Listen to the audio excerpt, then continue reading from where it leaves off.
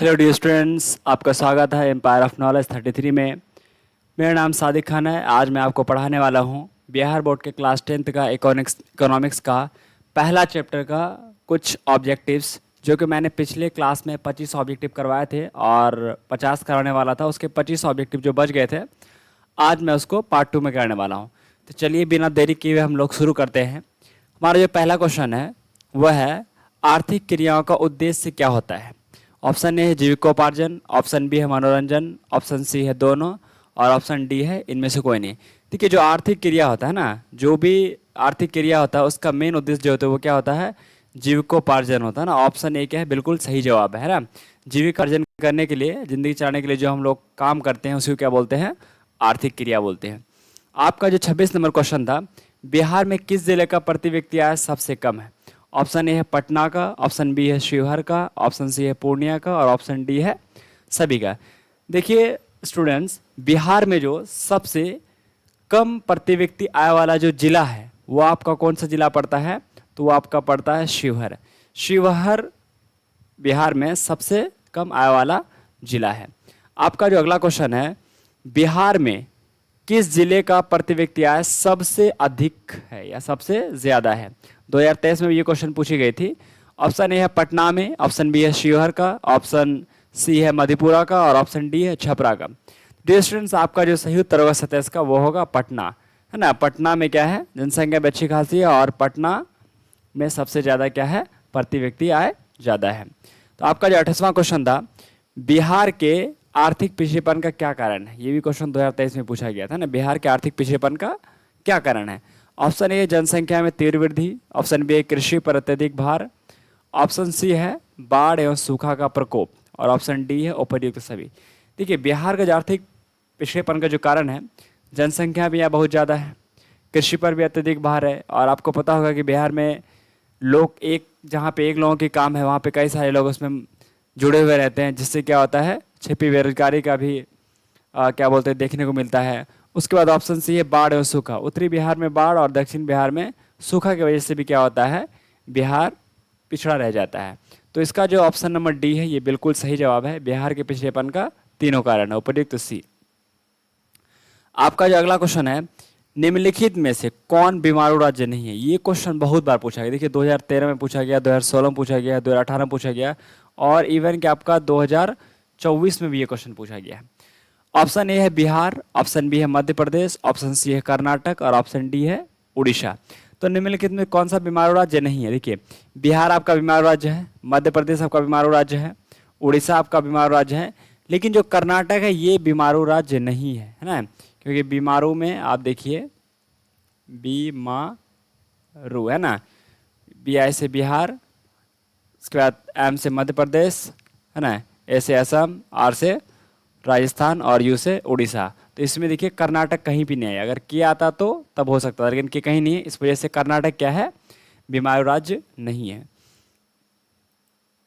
आपका जो 30वां क्वेश्चन है, निम्न में से कौन बीमारू राज्य है। Option A Bihar, option B है मध्य प्रदेश, ऑप्शन सी है उड़ीसा, और ऑप्शन डी है इनमें से। मैंने अभी आपको जस्ट बताया कि बिहार, मध्य प्रदेश, उड़ीसा, असम, उसके बाद राजस्थान और जो उड़ीसा है, ये सभी के सभी क्या है, ये बीमारू राज्य के अंतर्गत आते हैं। ये सब क्या है, बीमारू राज्य है। इसलिए इसका जो ऑप्शन नंबर डी होगा वो बिल्कुल सही होगा। 31 है आपका, योजना आयोग को भंग कर कौन सा नाम रखा गया है। देखिए ऑप्शन ए है नीति आयोग, ऑप्शन बी है वित्त आयोग, ऑप्शन सी है राज्य वित्त आयोग, और ऑप्शन डी इनमें से कोई नहीं। जो योजना आयोग था, है ना, योजना आयोग की स्थापना कब की गई थी। योजना आयोग की स्थापना की गई थी आपका 26 मार्च 1950 को।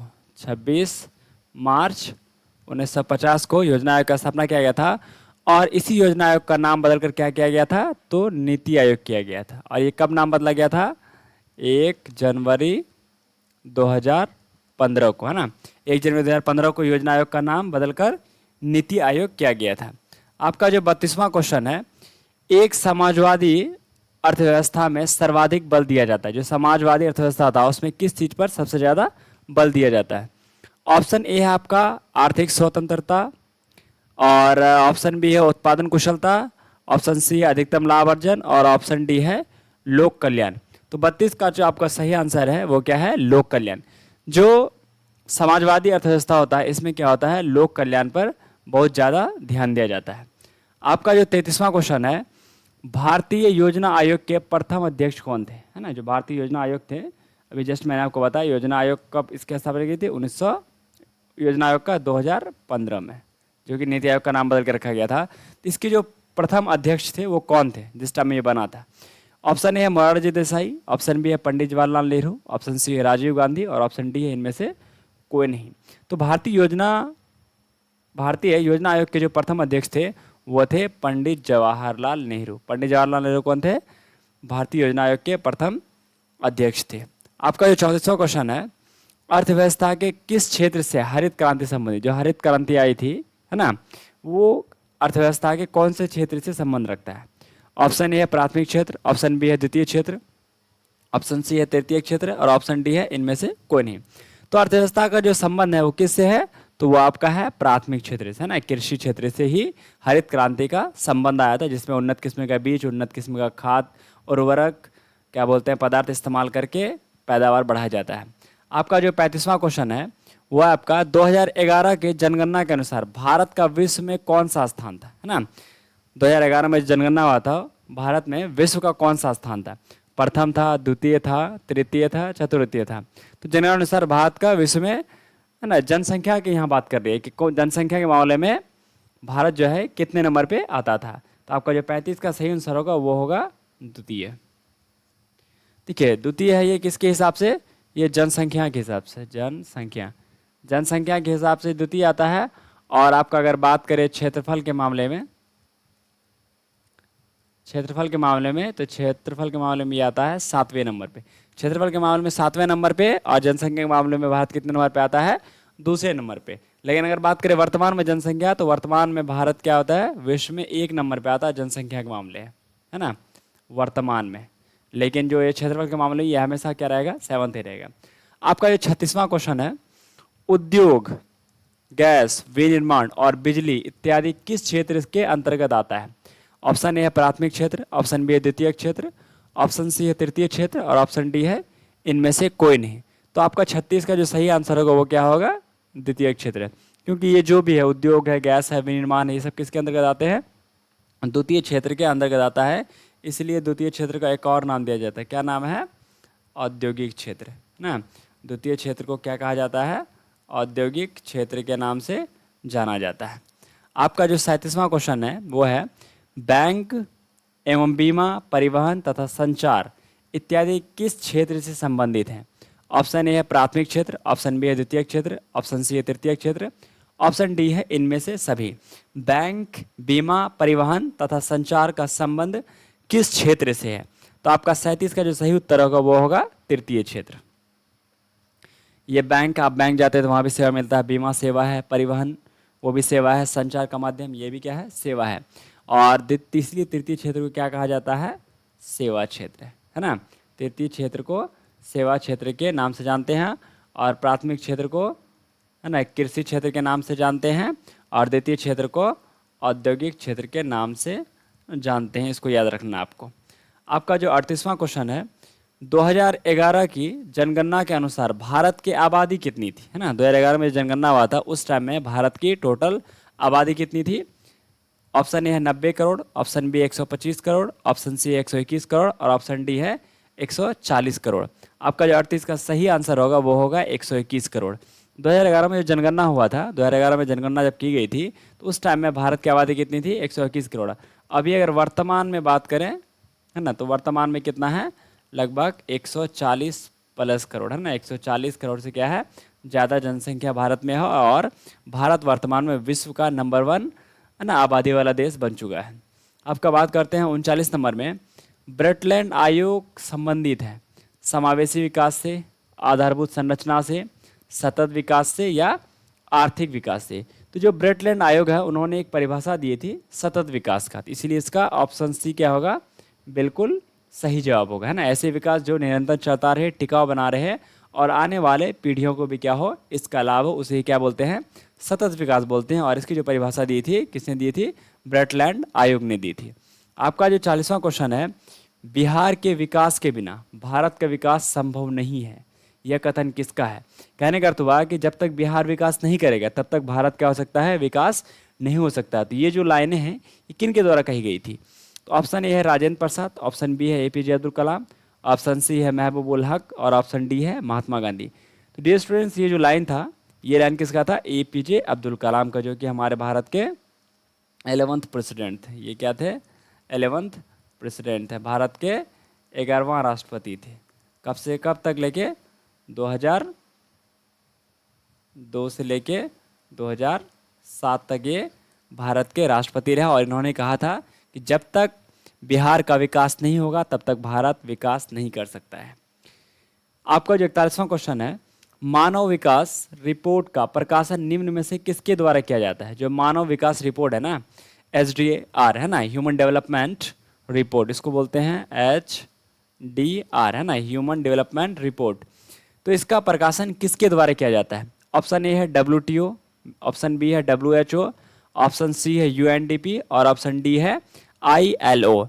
तो इसका जो प्रकाशन किया जाता है वो किया जाता है आपका UNDP के द्वारा, है ना। UNDP क्या करता है? इसका प्रकाशन करता है। आपका जो 42वां क्वेश्चन है वह है, भारत का पहला मानव विकास रिपोर्ट किस प्रधानमंत्री द्वारा जारी किया गया था? है ना, भारत का जो पहला मानव विकास रिपोर्ट था ना, मानव विकास रिपोर्ट HDR, ये किस प्रधानमंत्री के द्वारा जारी किया गया था? ऑप्शन ए है मनमोहन सिंह, ऑप्शन बी है इंद्र कुमार गुजराल, ऑप्शन सी है जवाहरलाल नेहरू, ऑप्शन डी है अटल बिहारी वाजपेयी। तो आपका 42 का जो सही आंसर होगा वो होगा ऑप्शन नंबर डी, है ना, अटल बिहारी वाजपेयी के द्वारा भारत का, है ना, सबसे पहला मानव विकास रिपोर्ट तैयार किया गया था और जारी किया गया था। ऑप्शन आपका जो 43 क्वेश्चन है, क्वेश्चन नंबर 43, किस आयोग ने सतत विकास की अवधारणा प्रस्तुत की? ब्रुंडलैंड आयोग, ब्रेडन वुड्स कमेटी, साइमन आयोग और जेनेवा आयोग।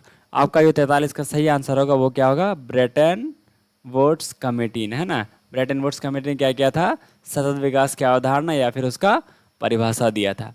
आपका ये 44 क्वेश्चन है, भारत की पहली मानव विकास रिपोर्ट कब जारी की गई थी? भारत में जो पहली मानव विकास रिपोर्ट, जिसको हमें भी जस्ट बताया आपको, HDR है ना, ह्यूमन डेवलपमेंट रिपोर्ट, जो जारी की गई थी वो अटल बिहारी वाजपेयी के द्वारा जारी की गई थी। लेकिन कब जारी की गई थी? तो आपका ये 44 का सही आंसर होगा वो होगा आपका अप्रैल 2002 को, है ना। अप्रैल 2002 को क्या की गई थी? अटल बिहारी वाजपेयी के द्वारा पहला मानव विकास रिपोर्ट जारी किया गया था। आपका जो 45वां क्वेश्चन है, घरेलू उत्पाद में किस क्षेत्र का योगदान सबसे अधिक है? ऑप्शन ए है प्राथमिक क्षेत्र, ऑप्शन बी है द्वितीय क्षेत्र, ऑप्शन सी है तृतीय क्षेत्र और ऑप्शन डी है इनमें से कोई नहीं। तो 45 का जो सही उत्तर होगा वो होगा आपका तृतीय क्षेत्र, है ना, यानी सेवा क्षेत्र। सेवा क्षेत्र से घरेलू उत्पाद में सबसे ज़्यादा योगदान है सेवा क्षेत्र का। आपका जो 46 नंबर क्वेश्चन है वह है, मानव विकास रिपोर्ट किस घटक के आधार पर तैयार की जाती है? मतलब मानव विकास रिपोर्ट जो है HDR है उसका तैयार करने का तरीका क्या है या किस आधार पर, उसका बेस क्या है तैयार करने का? तो ऑप्शन ए है शैक्षिक स्तर, ऑप्शन बी है स्वास्थ्य स्थिति, ऑप्शन सी है प्रति व्यक्ति आय और ऑप्शन डी है इनमें से सभी। तो आपका मानव विकास रिपोर्ट किस घटक के आधार पर तैयार किया जाता है? तो आप याद रखेंगे ये किया जाता है प्रति व्यक्ति आय के हिसाब से, ना, मानव विकास रिपोर्ट तैयार किया जाता है प्रति व्यक्ति आय के हिसाब से। आपका जो अगला क्वेश्चन है, भारत कब आज़ाद हुआ था? ये तो बहुत इजी क्वेश्चन, आप में से सभी को पता है कि भारत कब आज़ाद हुआ था। तो भारत आज़ाद हुआ था 15 अगस्त 1947 ईस्वी को। आपका जो 48वां क्वेश्चन है वह है, भारत किसका उपनिवेश था? ब्रिटिश शासन का, मुगल शासन का, अमेरिकी शासन का या इनमें से कोई नहीं? तो भारत किसका उपनिवेश था? तो भारत लगभग, है ना, 200 साल तक किसका रहा? 200 साल तक राज के यहाँ पे पूरी तरह से खूब शोषण किया। किन्होंने? अंग्रेजों ने, है ना, ब्रिटिश ने क्या किया? 200 साल तक शोषण किया। और इनका अगर पूछा जाए कि इनका नीति क्या था, तो आपको याद रखना इनका नीति था divide and rule. Divide and rule मतलब फूट डालो और शासन करो, ये अंग्रेजों की नीति थी। आपका जो 49वां क्वेश्चन है, वे सारी क्रियाएं जिनसे हमें आय प्राप्त होती है उसे क्या कहा जाता है? श्रम क्रिया कहते हैं, जीवन क्रिया कहते हैं या गरीबी क्रिया कहते हैं या आर्थिक क्रिया कहते हैं? तो 49 का जो आपका सही उत्तर होगा वो होगा ऑप्शन नंबर डी। वे सारी क्रिया जिनसे हमें आय प्राप्ति होती है उसे आर्थिक क्रिया कहा जाता है।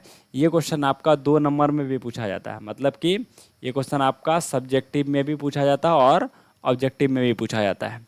आपका जो अंतिम क्वेश्चन इस चैप्टर का वो है चीन, क्यूबा आदि देशों में कैसी अर्थव्यवस्था पाई जाती है। मैंने आपको बताया पूरे विश्व में 3 तरह की अर्थव्यवस्था पाई जाती है, पूंजीवादी अर्थव्यवस्था, समाजवादी अर्थव्यवस्था और मिश्रित अर्थव्यवस्था। और मैंने पिछली वीडियो में आपको बताया था कि 50 का जो सी बताया था कि मिश्रित अर्थव्यवस्था कहाँ पाई जाती है, तो भारत एक ऐसा देश है जहाँ पे मिश्रित अर्थव्यवस्था पाई जाती है।